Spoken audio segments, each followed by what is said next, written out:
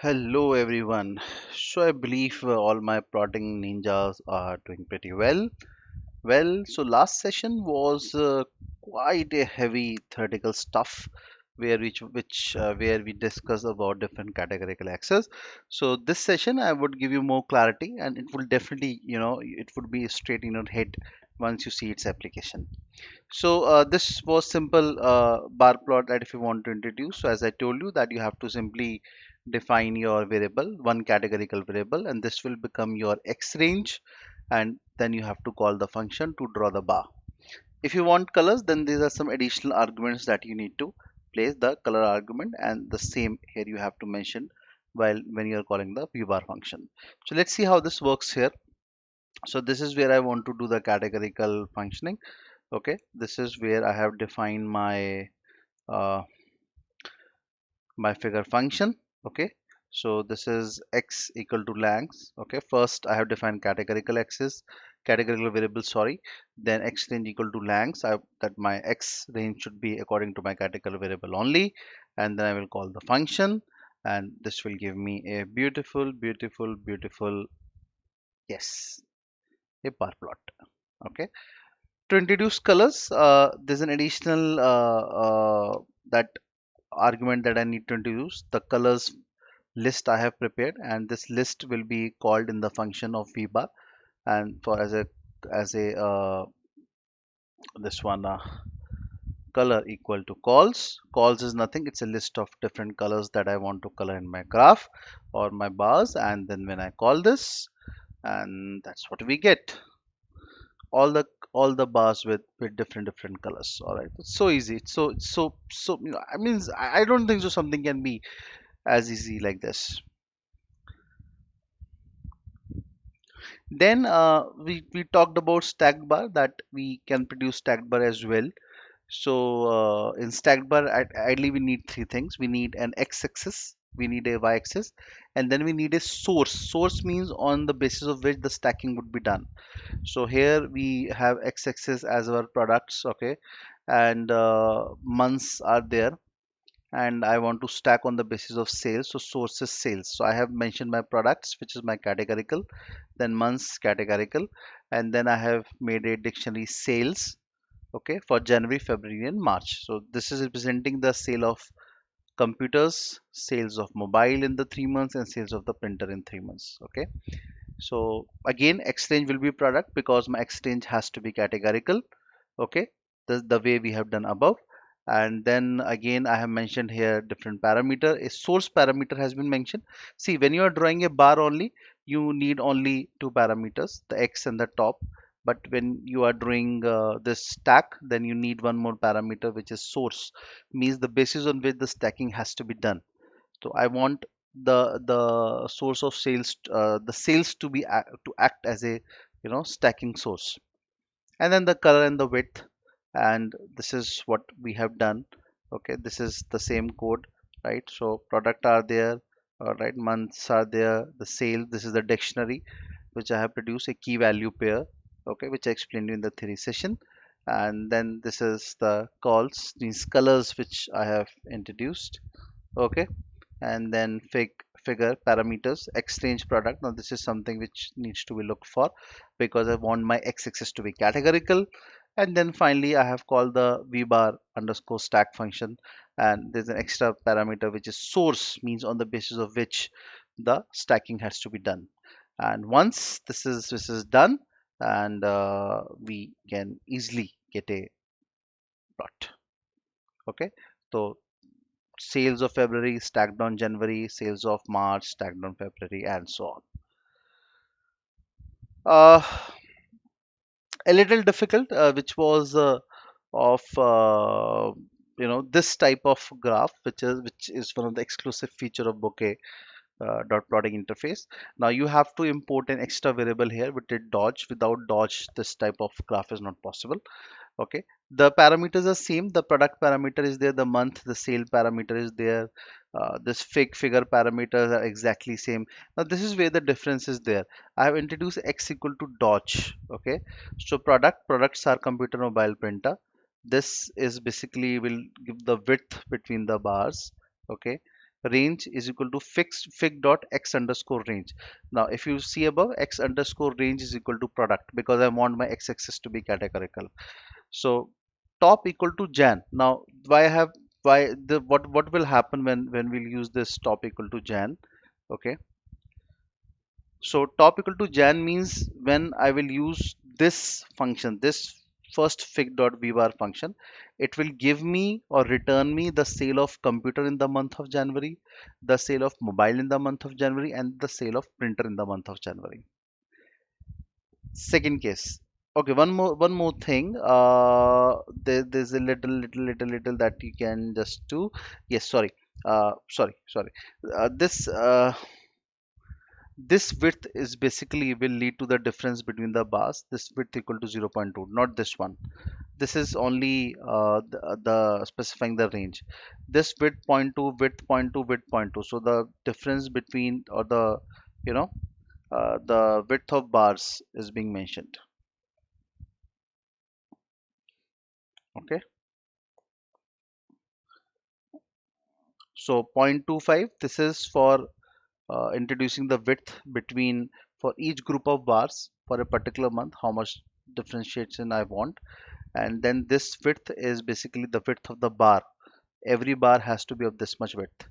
So if I go into the interface and suppose I remove these two, what I'm trying to basically focus, let me say there is only one function, this vbar function, where top is equal to January.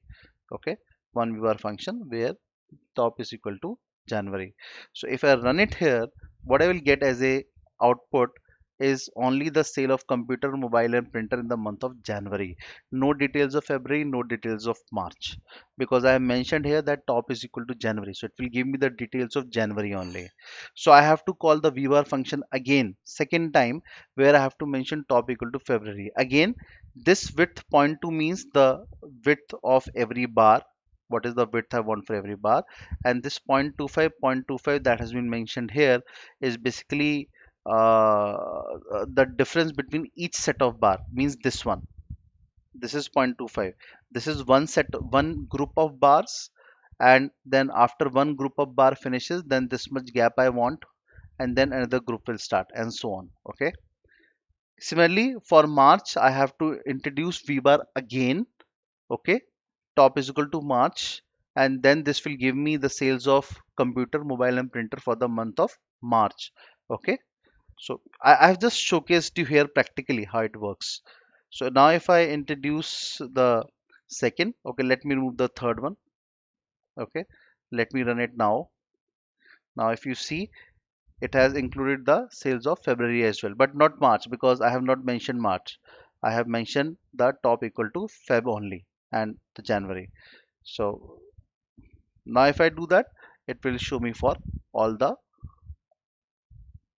all the 3 months, January also, February also, and March also. Okay, clear? So width here 0.2, this width is basically the width of each bar, and this 0.25 ranges that have been mentioned is the gap that I want between every group of bar.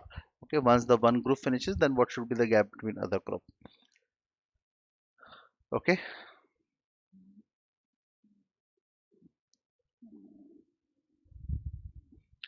so this is how the this function can work. So that's all for the categorical access.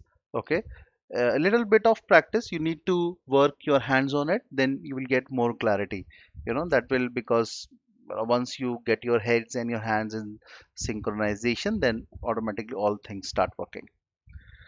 Log access, as I told you, it's very much possible. It should be used when one variable has a exponential increasing values and other variable has a linear increasing values.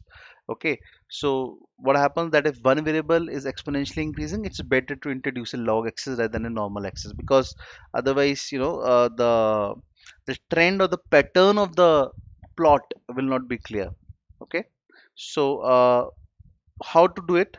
Let's suppose this is x, this is y. So as you can see that x is increasing linearly, 0.1, 0.51, 1.52, 2.53. This is a linear increase.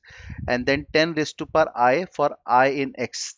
For I next means this is a for loop that has been introduced. So as I will replace I, every time it will do 10 raised to power I. So if I take I equal to, it will do 10 raised to power 2. If I take I equal to 3, it will do 10 raised to power 3. So if I take x equal to zero point 0.1, so y will be equal to 10 raised to power zero point 0.1. Then next x equal to zero point 0.5, so this would be 10 raised to power zero point 0.5. In the third case, x will be equal to 1, then 10 raised to power 1. In the fourth case, x will be equal to 1.5, then this would be 10 raised to power 1.5, and so on. It will keep on going. So y is increasing exponentially, x is a linear increasing. Now if I don't take a log scale, this is the plot that I will get. Okay, this is the linear scale example.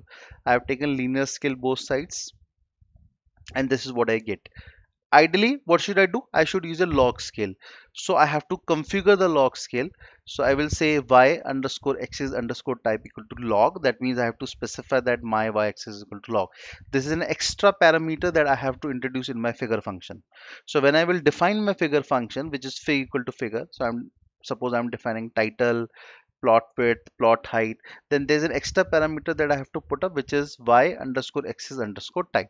So I want to tell my function that y axis should be of log, it should not be of linear axis. If you do so, then this is what you get. So now you can understand the, now if you see, if you try to visualize, now see, this is where the trick lies. This is where the, the power of an analyst lies. Now if you are not using a log axis, so your conclusion might be something like, okay, initially the values were low, then with increasing value of x there's a sharp and shoot, sudden steep increase and so on. That might be your visualization. But what is the correct visualization? This is the correct visualization, which is telling us that there is a linear relationship between x and y. But with the help of this plot, you cannot visualize it because the scaling is not correct. Here the scaling is correct. So here I can say the relationship between x and y is linear. This is the actual real visualization which actually exists between these two variables x and y. But I can visualize it only if I have taken the correct axis. That is where the importance of axis comes in the picture. And similarly, we can go for twin axis as well. So let me first show you the log axis. That's the log axis. Okay, so this is the linear case example. Okay, where I have not defined any log axis. So x, y values have been defined. The same code is there. I have simply taken it into the interface, and if I run it, and this is what I get. Linear scale example. But if I just modify it and I introduce one more extra parameter, which is y-axis type equal to log. That's an extra parameter that I am launching here. And then I run my function, and then you see and visualize, and then you can actually say that the relationship between x and y is linear. This is the correct visualization. But this is viable only, this is possible only because when I have taken a right type of axis. So that is where the importance of axis lies. So that's all in this session. Keep practicing, keep plotting.